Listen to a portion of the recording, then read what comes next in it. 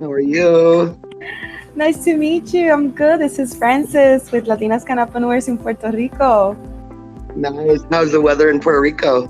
Oh, it's nice and warm, Beautiful as Nice. always. I'm good. Hi, Jason. I'm Nari. I've Hi, been Nadia. How are you doing? Good. Nice to meet good. you. Nice Same to meet here. you. Thank you for taking the time to talking to us. Yeah, you're welcome. Thank you for interviewing me as well. I appreciate it. It'll be nice to spread some of this down to Puerto Rico. I can't wait till we can throw a cup down there and come there. You'll have to show me a good time for sure. That would be great. I was just doing some research on the Connoisseur Cup and what you guys do, and I love, how you have different events and how you combine in the 420 Connoisseur Cup. So, well, definitely, we definitely like to talk to you about your experience with the Connoisseur Cup and all of that. So we have a couple of questions. I don't know if you have heard about Latinas Cannapreneurs, but we are an organization from Puerto Rico.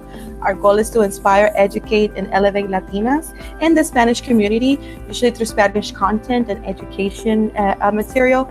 And we like to interview different people within different industries and different markets, like Colorado and California, in Puerto Rico. Here it's been legal since 2015 medicinally. So we're definitely like to speak with people from different parts and know how the industry, how everything it's growing and developing. So again, Jason, thank you for your time. You're welcome. Absolutely. So I'm gonna start asking you some questions about, for example, about your organization, kind of how you got into cannabis entrepreneurship. So tell us a bit about the name of your organization. What does it do? Yeah, so we developed the Cannabis Connoisseur Coalition, and we developed that about 2008. And we were thinking about starting a company or a corporation, and just being around cannabis my whole life. Like I always tell people, you don't really grow this plant as much as this plant grows you. And for some reason, it had me at a crossroads where I couldn't make a decision to open a store or open a company, and I just had this gut feeling that it wasn't really the right move. So we formed the coalition, which was really nice because it took out the competitive corporate side of cannabis, which is a little bit more greedy and a little not so friendly, and it really took out all the ego and the greed and allowed all the whole community to come together as a whole. And that's what we really tried to do, is grow organically from our roots, with not really being bought off by sponsorships or anything like that, but really letting what is out there on the market actually be entered easily by the people producing it, and judged easily by the people that are the consumers that are a part of the whole system. And it's worked out really lovely to set up like how we have it set up, with 6 qualifiers a month, growing up towards the cup finals in April. And this really allows almost every genre of people, whether they're from the stoner class there to the very high sophisticated class, up above to the all the people that are producing it, and the consumers. So it's cool to let them all get together and enjoy cannabis how it was supposed to be. So when was the coalition established? In 2008. Wow, you guys been there for a while. And you guys, where are you guys located? We're located right now. We're in Aspen, Colorado. We have a location in Grand Junction, Colorado, Boulder, and Denver. And we have most of our houses or locations are called our Dave's House locations, and that's the way we've been able to hold our public events privately. So this way we can invite in as many people as the house will hold, which is usually about 30 to 40 new people's choice judges to each event, which allows us to invite them to our private residence and really let them experience all of the products that are there, the way that they, would like to. It's kind of like a Willy Wonka version for people who love cannabis, which is nice. Nice, that's amazing. So tell us about your current role in the organization. What are some of your responsibilities? Responsibilities are to really make sure that the best entries that are coming in to to the cup and make sure that we're always on more of a up higher level than we were the last time before. It's a pretty big responsibility to make sure that we can really say what is connoisseur products. Unfortunately, still, even though there's a huge market and there's a lot of stuff, there's a lot of these companies, they still don't know how to do it quite right. So it's very disappointing when somebody has their hopes up and they come from halfway across the world and they want to try something very special and they get there and it looks good, but maybe it doesn't smell or taste or feel nearly like it should. So one of the cool things is we're able to do is we have those 6 months of qualifiers where we have private secret shoppers that go out, they check out these new dispensaries and they go through and we test their products. We have little connoisseur sessions to make sure that they're on the up and up. And really the ones that are entering are the ones that they know that they have some of the best products, and it does scare off some of the other competitors, but we have such an open market to where anybody can join so easily. For $250 they can put in unlimited entries for the month, and that allows everybody to judge it blindly and rate it. So really anybody can get in, and that's the beauty of it. By the end of the year we have really good marketing and value in which we can say is the very best in the market. We've kind of cleared off the top shelf of that, which is cool. And that's the benefit that people are getting out of it. It will be marketing and how to promote themselves. Well, it's really cool because there's a benefit to each person, the different ways that they're involved. So to the companies, they have that really great benefit. There's a lot of research, R&D, research development. With all our scorecards, they can go back and they can see exactly which categories they are rated, and so they get a little research development. It turns every one of the people, the judges, into a full-on marketer right afterward. With the way Instagram and social media and everything is now, even though if we only have 50 to 100 people at a party, a lot of the times, depending by the different judges we have, like Dab and Granny and Doc Hollywood and some of the big companies and celebrities, we can reach up to 50 million people at one party, and reaching them with something they've never seen before in a way they really would like to see it, which is really cool. We haven't quite figured out what the value of that is yet, but it definitely seems to have a really great value. And then the people that are doing it are obviously enjoying it to that level, and they're getting, to network and meet people and take their careers much further. And then the consumers are, they're completely, couldn't be happier, because normally, their $42 would only buy them 1 gram to try one time.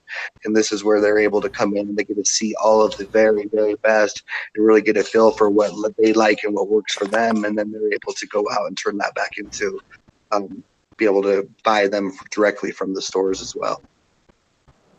Seems to work good all the way around. It seems like it's a win-win situation all around for the people, your sponsors who are top of the line competitors kind of getting there, and then the judges who are able to test and sample this great product. So it's definitely like a win-win situation. And like you said, with social media and all people who you have involved who might be in their social media network, you definitely get a lot of exposure that way. And then the consumer also has that knowledge about the potency and the quality of the products that you guys test. So that's amazing. Those are the best judges. I heard that you're even talking about it in Puerto Rico now. Yes, that's amazing. I mean, I love the fact that that's what the cannabis community does. It brings people together. So look at us. Yeah. No, and right now, like in Puerto Rico, it's been like this kind of events that it takes place in Colorado. I've seen them most because in Colorado there's a recreational market. Puerto Rico, we still have a medical market right now, and which is growing. And this type of events have been really, really penalized or criticized by a lot of the politicians, a lot of people that even people from the industry, because they don't see this type of events. Yeah, it's tough. My cousin, when he was a little kid, he used to think that certain people had like a certain scent, and he knew that like that cannabis smell. There's the people that would always be happy. They smelled nice. They were funny. He knew that we all had a different scent. So a lot of times they will never really understand the full medical benefit of just being around a family and feeling comfortable and being happy.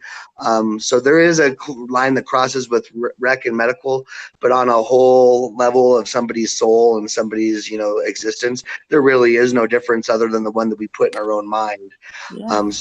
And I understand that we want to put our best foot forward, and we catch some flack sometimes too, because we do cater to the whole system of it. Yeah, we like to do connoisseur events with 5-star chefs and do it on a beautiful level here, but we also don't want to forget about the people that are actually needing it. And I think a lot of times in our quest to help the patient, we actually forget who the patient is and how it really can help them. Right now, we really like to get a lot of it into nursing homes and hospice. I mean, it's a shame to have somebody, a loved one that you've loved, forever, that has stayed away from drugs purposely, and then to get old, and then all of a sudden we're going to turn them into a drug addict of some very hardcore stuff. Like, there's a big difference that we can really ease them into that, and with the different CBD type vape pens and different things, and with the THC CBD combinations and low amounts, we could really help out a lot of these people and have them not taking hurtful medicine. No, definitely. So they kind of know, and sometimes they don't understand. They don't even know how to even consume it, or be in touch with the people who are producing it, and they can actually, they are the ones who know what's in it most of the time. Yes, and they scared them away. It's like, well, yeah. Trust me, you guys will get paid enough eventually. Trust me, don't worry. You guys worry too much about it. I guarantee they will have their money. That's what I say. I always say, make a good product and they will come to you. That's true. Yeah, and some of the people get really upset with the black market, but if they spent a little bit more time and actually looked, instead of just calling it a black market and trading it evil, you could just see that, no, that is actually a very true market of the community, and you could see what actually really works and changes a little bit differently, because the market will always take care of itself. If something is good, people will come back, and that just time and time again. And that's a way that they've been able to really take out the black market here, is when you do have good dispensaries and people know that they can go get it, something good, they don't go the other route. They go the easy, good route, and so that's kind of, I think, how people are set up to, to perform. So you give them a good option, they usually take it. Super, that's right. So Jayson, tell us a little bit about how did you get into the cannabis industry? What motivated you to work there? What were you doing before you were a full cannabis connoisseur cup? Yeah. Well, cannabis has been, in my family for a long time. My dad, he definitely, my family used it for, medical recreation benefits, not really in my face, but, it was enough to where we knew that, that smell, that they were probably relaxing with their friends. And so I did grow up around it slightly. I broke my back really bad in 2000, and they had a fusion where they fused my L5 S1 together, and when they did that, they kind of overgrew the bone, and it really messed up my sciatic, and I had pain that I really wouldn't wish on anyone, and so that's where the doctors, they fused me, and they did the second surgery, and I was still in so much pain that they were trying to give me like tons of different Vicodin to Oxycontins, and I didn't opioids and drugs who are very addictive. I didn't like how those were at all, and so I pretty much self-medicated just with what I knew through cannabis, and I did a really good job with that. And then I actually got arrested and raided in, I believe it was 2004, just as a patient. They came into my home and they actually arrested me for just a couple plants in my closet, which I don't know if it was more they were just trying to make a big deal because I wasn't really doing anything with it. But so I did go through about a 4-year probation, thing with that, which was tough, where I didn't have my medicine, and I really got to see the full spectrum of what it was like to have it, what it was like to not have it, how much of it was, us making excuses and just wanting to be high. The other part that was for the pain, and I got to see all the angles, and it was what really kind of gave me some clarity to what I wanted to do in the industry. And I really wanted to form this coalition to be able to bring people together and let their growth happen as it, organically, how it should happen. And we were pretty successful with that, getting the right people together with the coalition. And now the Connoisseur Cup has definitely been the fruits of the labor, where now it's really cool to see that we not only have the non-industry caregivers entering, but we now have, the biggest and best companies and industries in the industry as well too. Now that the state of Colorado and like California also are sponging those type of Offenses, offenses, are you one of? Will you be able to, or will you be able to apply for one of those? I believe so. Mine was already on a deferred sentence, so because I did the 4 years of probation, it should be pretty much already off of there, other than just a little like misdemeanor blemish. But I would like to get that off, and I would like to really, help other people get that off as well. It's a weird thing when you make somebody feel really bad about something that really isn't that bad, and this is what we've done for a long time to a lot of people, and this is where it upsets me too with the older generation that could really benefit. But there's been so many negative and smear campaigns and different things that it is engraved into people. It's even engraved into people that love cannabis. We still have a stigma of this certain thing that's still trying to get broken down. And that's one of the reasons why I don't mind putting it out there in the open, the things that we've gone through and the realness of where it's at, because there is an abundance out there for everyone. And as long as you do the right things with it and you have the integrity that the plant requires, you're going to go far, or you're at least going to be where you're supposed to.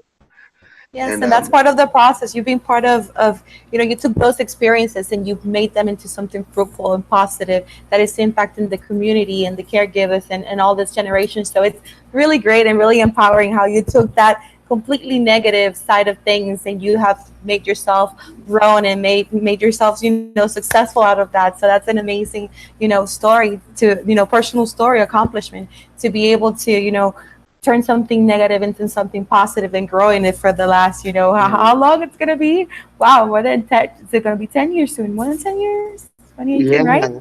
It's so cool, and it's so cool to see all the other things that have came from what we do. So even though it is a big flattery, imitation is definitely a flattery on some sort, but now we've seen all of our little competitions that we've done, from our master grow competitions, now is the famous grow off and all these other type of deals, and all of our judges and videographers are now working for professional awesome people, which is so cool to see. It keeps expanding, it keeps growing, and that's if you don't hold on to it, you get more. That's amazing. That's great. And we love to see how cannabis, how like you say, it's sometimes we are stigmatized, but we have to be part of the change. People like you, like Nare, like us, we are the faces, because not a lot of people are willing to put a face behind a cannabis user or a cannabis entrepreneur or a cannabis patient, and that's what we do, and people relate to that, and we motivate other people, we inspire other people to be part of the movement and this great community that cannabis forges. Absolutely. This is a big industry, a big industry. This is a big piece of cake for just one person. I know. It's funny how any ego thinks it could even do anything with that. So that's interesting in its own self. Like, that's a special star for whoever that is. That's every time I always get that question, like, what would it be? I would do everything. I'm like, well, you'll get good at one or two products, I can tell you that. Yeah. Our problem is we have so many great options. It's hard to keep focused, because you can really only, catch one rabbit at a time regardless. So it is hard when you have so many good options, but it is nice to have, with just the best options and already be able to see what it is. You have an event coming up, right? Is that correct? Yeah, we have kind of a legendary event that coming up that we have up in Aspen, Colorado, and it's during the Winter X Games here in Aspen, Colorado, and we call it Extract Games, and it's pretty amazing. There's about 100 to 150,000 new people that come into the town for the X Games competition, and it's where we really were able to it was very controversial at first. We've made national news. They've threatened that they were shutting us down and arresting me several times and all sorts of stuff. And when it came down to, they asked why I didn't ask the city council, for permission. And I said, well, we've already asked our lawyers so many times, and what we're doing is so legal in a private home with private invites that It's a there would be private no event. reason to that. And when I do a topical event, we follow all of their laws. It's just, tables and booths and swag and the essence of cannabis. So there's nothing illegal with that. And so I'm just No, wondering and you why they're know, still so worried about stuff that's not happening. and there was I heard this, this rumor that there was this really well-known event that it got banned in the state of Colorado because they left a really huge mess, and it gave us such a bad image. Oh yeah, oh yeah. Well, and that's the problem is everybody wants to go big, go huge, and all of this, and it's why we really like our events to where they're so. If we have a very nice house, we don't want 500 people to come ruin that and trash that and get sued. So we invite 42 people. That we know are really going to enjoy what they do. They have an intention of exact intention. They're not there to get wasted. They're there to really sample and try what they're there to do. And it just makes everything so much better. In the 5 years of doing the cup and all of our events, we've never had one fight, one argument, knock on wood, really any problems. For all the concerns that they're really concerned about, the biggest concern we have is maybe someone's going to fall asleep on your couch. Might be the worst thing that ever happened. Um, they're really and at 3 a.m, instead of having those drunk kind of annoying conversations taking place, they're enlightened conversations about helping and changing the world and partnering up and what they can do. And like, it's just really cool to see. And I think adults need this too. You get to a certain point where you got to start taking this stuff serious, but how serious is it to not enjoy yourself? Like, that doesn't sound like any part Yes, of what I want. life is too short. We have to definitely educate ourselves and enjoy it. And I love the fact that the events that you guys hold. Tell us about it, because I know it's like a series of events. I think they start in March, if I'm not mistaken. Up to how does it work? Explain about that. Yeah, so we start off in October, and our first event is the end of October, and we call it Pottoberfest. And then we move into November, which is Thanksgiving, and we kind of focus on more edibles and cooking and stuff like that. Even though each competition, you can enter the exact same flower, concentrates, edible products, or oil carts. So it keeps it very simple that anybody can catch. If you missed one round, you can jump right into the next one. If you'd like to catch them all, you can catch them all. If you want to catch the beginning or the end, it's really up to the person entering it. So then our third one, we do the bud tenders ball, and that's pretty nice where we're able to, give a little appreciation back to the industry. We invite, a bud tender from each of the locations and give them a VIP pass, and we give them a bunch of cool presents, and we wait on them and let them, give them stuff instead of the other way around for once. And we just had a really great competition this December at the Tetra Lounge in Denver. And now we move up to Aspen, and this is where we've really we've taken the platform to where we have a lot of the writers of the newspapers and stuff, so we can let it be known on a higher level. So this Aspen has been kind of a cool way to kind of get this out to the rest of the world in January, and it is a fun party regardless. Anyways, it's really cool just to be up here and to see everybody's look on their face when they can see a concentrate bar lit up with 20 entries that you've never even seen anywhere at any dispensary, and flower that you just could only imagine in your dreams and such. So that one's a lot of fun. And then we move on to Dabentines in February, which is kind of cool. We working with a really cool guy up in Denver who has a castle from the 1800s and a mansion. So we rent these very nice places, and we'll go through. And so we have like a speed dab dating, which is hilarious. So all the singles, we have set a clock for 4 minutes and 20 seconds. And we put a flower entry and a concentrate entry and an edible entry, and then they get to talk and try the entries for 4 minutes and 20 seconds, and they move on and they switch. And which is kind of cool. So we have a little. Creative. That's amazing. You combine all type singles in your events. That's amazing. Super fun. But it's cool. By the end of the 6 months, we really do feel like we've given everyone a chance to experience it, compete, participate, and have a part. And that's really was our main goal. And if we didn't know how do you get all the people together? And especially in the industry, most people, they can't stand anybody but their team. So. And especially you talking about the bartenders. I always thank the bartenders and thank you, bartenders from Puerto Rico. And patience. Have a little bit of patience with the bartenders too. Yes. People think it's like they're also humans, and sometimes I have reports of some bartenders that there be some patients who gets really cranky. Patience, take it down a little bit, okay? I have to tell the patients too.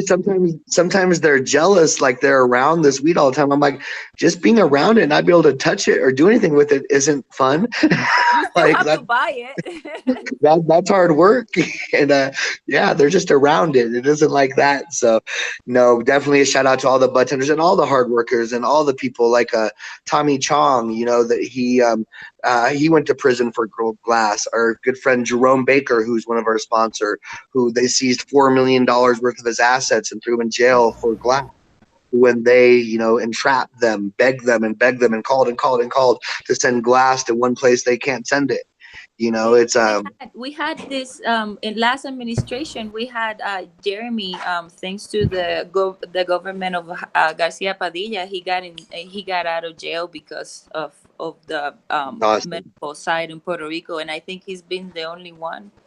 Yeah, he was charged for possession, but then thanks to the laws that were changing, we were able to. The attorneys were able to get him out because it was for medical purposes. So it's just great how we've seen everything evolve. Like I always tell everyone, this is the end of prohibition. This is something that we are leaving through a historic moment, like the end of prohibition with alcohol. This is the same thing, and we get to live it, even though it was prohibited at one time. We've seen how the changes are going. Hopefully, Puerto Rico will go recreational soon, and then we could have, a great events, but obviously not forgetting the patients. But cannabis, it's a medicine no matter how you take it. That's what people don't sometimes relate. Doesn't matter how you take it. It's for your well-being. No, it is. No, and I had an interview, and then in every interview that I'm in it, the recreational industry always comes apart, or in a question be like, what is your opinion? And I always tell them, the recreational market is gonna take the route that the people allows it to take it. So it's really allowed of the people. But like I always tell them, there should always be a medical program to help patients and to help them alleviate with the taxes. Patients buy more than just the recreational user, and most of the time it's because we need it, and also if we're not giving them that value of medicals. It's just going to your doctor, and your doctor would just say like, oh yeah, that's a recreational substance, that's okay. But there is something really therapeutical happening here. Absolutely. I gave my grandmother a dab when she only has one leg and has some severe sciatic and some very bad pains, where none of her medication was touching it even close. My mom asked me to come give her a dab, and I gave her just a nice little one. It was kind of cute to hear her choke that. But no, and I tell a lot of people ask me, especially if the people are beginning, because they see all these videos of people like taking like a full gram of it, and I'm like, no, you don't have to do that. You could start with that's advanced level. That's a high tolerance level. A little bit. I like baby dabs. No, but it's very so nice. Cool. It's so cool. We can all get creative, but for all the patients who always ask me, because I always get that questions like, I seen all these people putting a lot. And I'm like, no, just take a little bit. Like how much? Like Tiny bit. half of a grain of rice or something like that. Like Yes. a little bit. Start slow microdosing. I think for me it works best because medicated throughout the day, no matter what. You know, me as a being an entrepreneur and having a communications business, it could be sometimes overwhelming and frustrating, but you know, Absolutely. cannabis just helps all around. And again, it's a wellness, and that's something that we have to definitely educate. And that's one of our goals, to educate and empower our community and let them know that events like yours exist in different markets. Like Colorado, it's been recreational and medicinal for such a long time. One of the pioneer markets when it comes to cannabis. So it's great to know how different industries and how different people are doing different things everywhere. So I love the fact that, you know, your cup at the end in April, you guys have like a whole week of events, correct? Yeah, well, April, the Connoisseur Cup, the judging starts on April 8th and it goes up until April 20th, which will be our final, where we'll announce everything, which is so cool. We weeded out all of the different entries throughout October until March. So that way in April, we'll have like 30 of the best flower, 30 of the best concentrate, 30 of the best edibles, and we'll spread that around to all of our judges and everybody. So we'll have from April 8th through April 20th to honestly pick the very best people in the industry, which is so cool. And that's so this is awesome. some of the That's stuff. so awesome. And that You you have include any of this kind of stuff in Puerto everybody in there. Rico? Yes, Like of course. The diamonds? sugar wax, and we have the different types of dabs. Yes, Puerto Rico market. I'm so proud of it because it's Growing. advancing. It's growing. In the last 3 years, we were able to go to California, to be in New York, and to be in Las Vegas, and see the recreational market. And comparing that to where Puerto Rico it's at, I am so proud of how our island The is just best flowers are in growing. Puerto Rico. We got great Everywhere I've flowers. been, Very and everywhere cool. I go, I have found in Puerto Rico the best flowers. So if you go there, get your medical Well, I would. tourism. Everybody who Flowers, has medical, concentrate.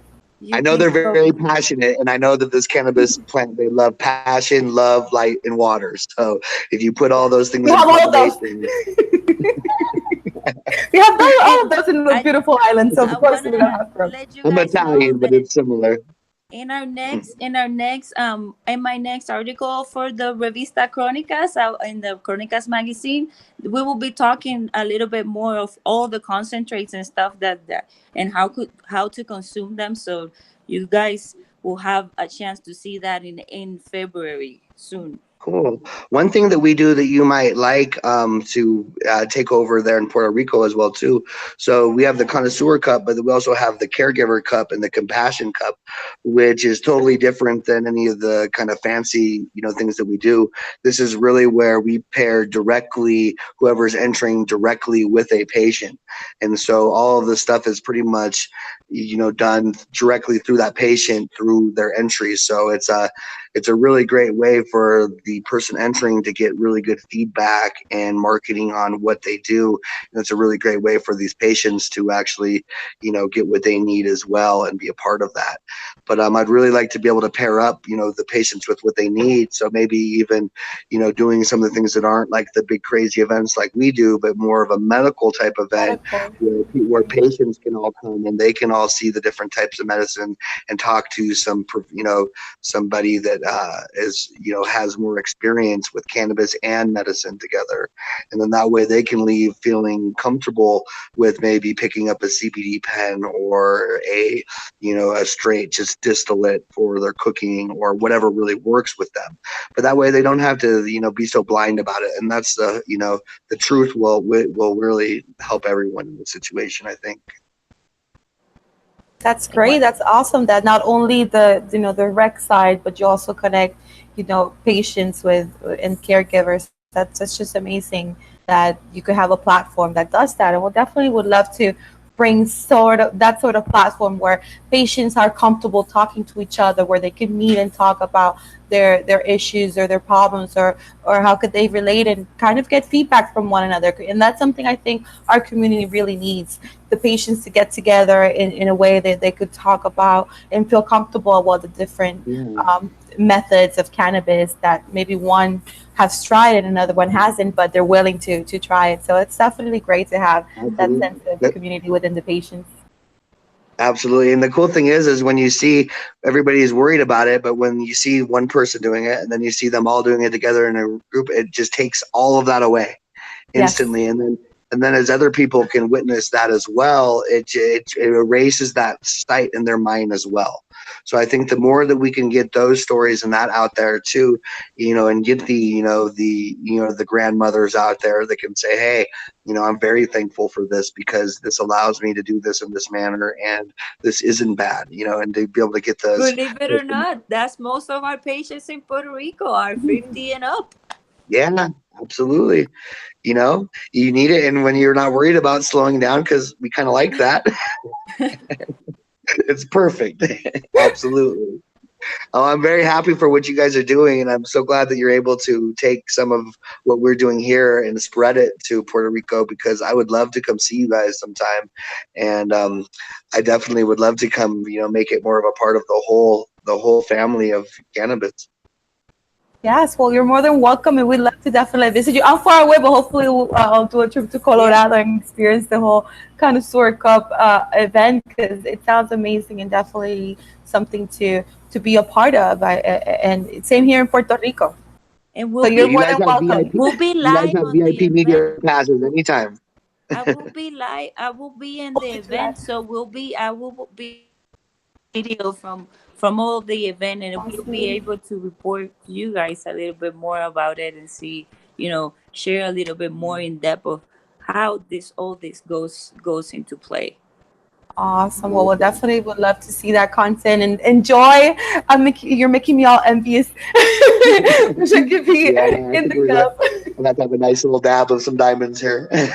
Nice, amazing. So, Jayson, thank you so much for your time. We'll definitely keep in touch, and Nare will be there at the event to cover and give us some amazing feedback on your event. Awesome. I'm so excited, and you guys have a wonderful day, and hopefully we'll link up soon. Sure. Talk to you soon. Thank you, Jayson. Thank you, Nare. Bye.